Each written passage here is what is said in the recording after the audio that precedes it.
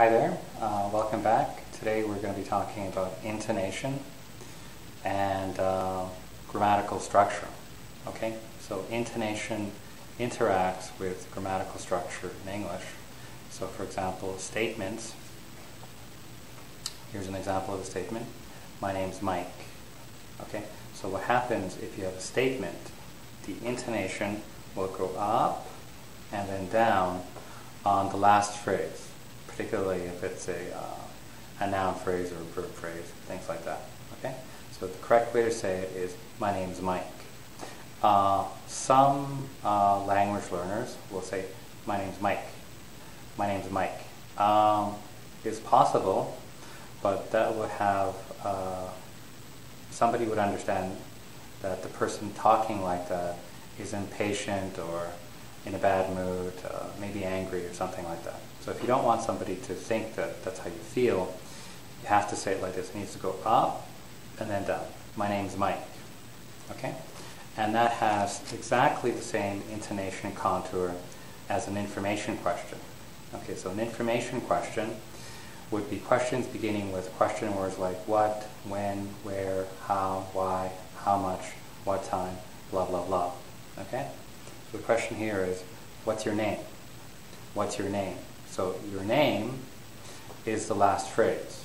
Your name is a noun phrase. Okay? So it's not just, what's your name? You're probably, what's your name? It would go up, beginning on your, and then rise, and then finally fall at the end. Okay? What's your name? So an incorrect way to say it is, what's your name? What's your name? Well, incorrect in the sense it would sound a bit rude, because you might sound like you're having a bad day, like you're impatient, or you're a little bit angry or something. So the right way to say it is, what's your name? So that's information questions. Okay?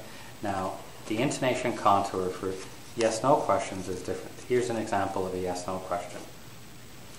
Is your name Mike? Is your name Mike?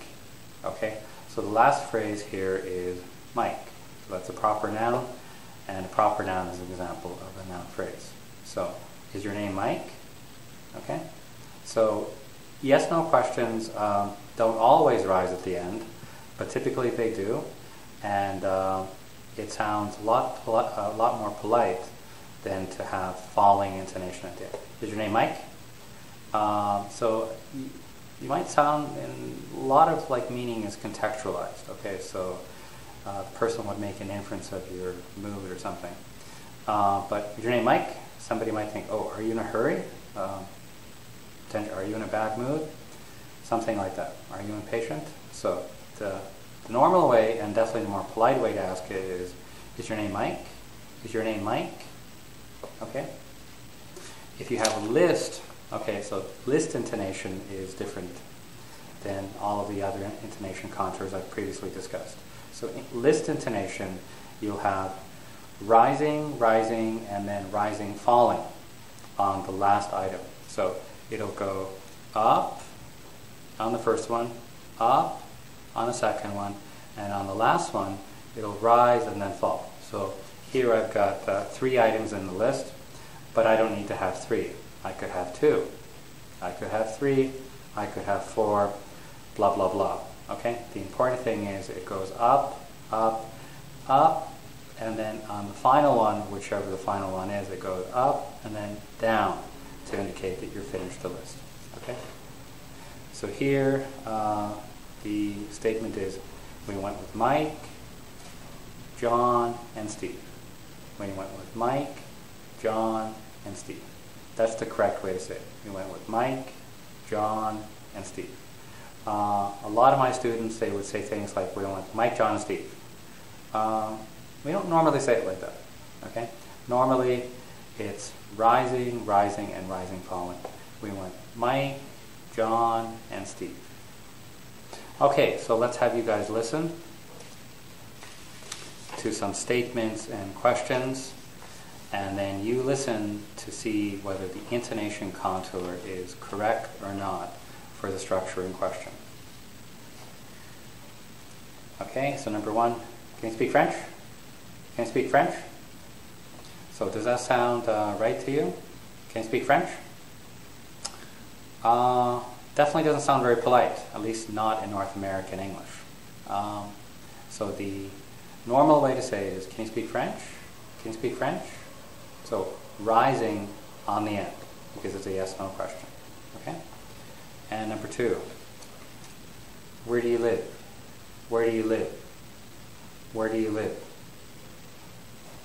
Was that right? Yeah, that was right. Okay, it's an information question, so it goes up on the last phrase, live, live, and then down. Where do you live? Okay, and number 3, we visited Vancouver, Edmonton, and Calgary. We visited Vancouver, Edmonton, and Calgary. Usually we wouldn't do it like that. Okay, we have a list. Okay, so it would go up on Vancouver, Edmonton, and Calgary. Okay, list intonation. We visited Vancouver, Edmonton, and Calgary. We visited Vancouver, Edmonton, and Calgary. Okay, number 4. Steve studying accounting. Steve studying accounting. Does that sound normal? No, it doesn't sound normal. It sounds like the person saying it is having a bad day. Okay? It needs to go up on accounting and then down. Steve studying accounting. Steve studying accounting. That's the normal way to say it. It's a statement. Okay, so statements have rising, falling intonation on the last phrase here, which here is accounting. Okay, and then number 5. Are you going to the party? Are you going to the party? That's right. Okay, it's a yes-no question, so normally yes-no questions have rising intonation on the end. Are you going to the party?